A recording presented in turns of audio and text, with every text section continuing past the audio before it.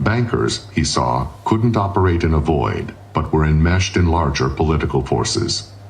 Gloomily, he foresaw the inevitable day when China's finances will be administered like Egypt's, by an international board. Another dream shattered.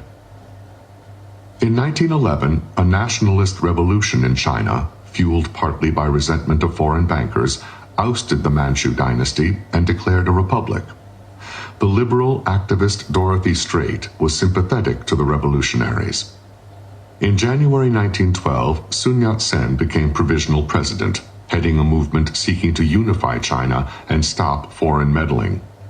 Willard and Dorothy witnessed the panicky exodus of Manchu nobles from a Peking aflutter with radical banners. Willard slept with a loaded revolver by his side. The imaginative Dorothy thrived on the danger, writing, "It would be rather exciting to be attacked by a wild mob in the night."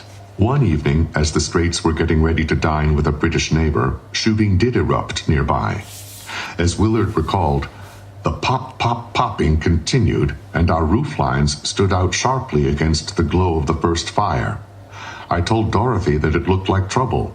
She didn't mind a bit, but went on dressing for dinner, calm as you please, and objected strenuously when I advised her to get into street dress in order that, if necessary, we could clear out to the legation. During a pause in the fighting, they made it over to the neighbors for dinner.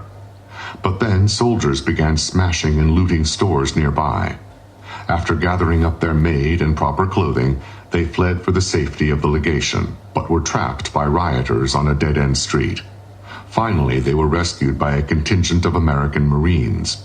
Piling into a rickshaw, bags strapped to the back, Dorothy and Willard managed to thread their way through pillaging mobs to the legation. This Morgan foray into China ended with Woodrow Wilson's election and the elevation of that Morgan bête noire, William Jennings Bryan, to Secretary of State. On March 10, 1913, Harry Davison and Willard Straight visited the new Secretary of State in Washington. Unlike Knox, Bryan would never deign to travel to 23 Wall Street. Bryan asked them flat out what the group expected from Washington if China defaulted. Davison didn't mince words and said the government might be called upon to utilize both its military and naval forces to protect the interests of the lenders. Neither Bryan nor Wilson sympathized with such foreign meddling. A week later, Wilson denounced the loan as obnoxious to the principles upon which the government of our people rests. The government was obviously withdrawing its support. The next day, the American Bankers Group was effectively disbanded. As a creature of Washington, it couldn't survive without its blessing. Most bankers were relieved, for they had come to doubt China's willingness to repay the loan. The end of the China business wasn't mourned within the House of Morgan either.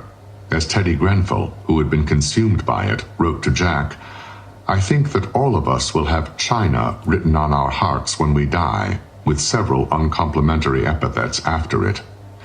Yet the experience had bridged differences among big Wall Street banks and made them accustomed to working together abroad. Morgan's, National City, and First National arrived at an understanding for participating together in all Latin lending. This Big Three arrangement would vastly magnify Morgan power. Kuhn Loeb often formed a fourth member of their syndicates. These same banks, ironically, would shortly be hauled before the Pujo Committee as the abominable money trust.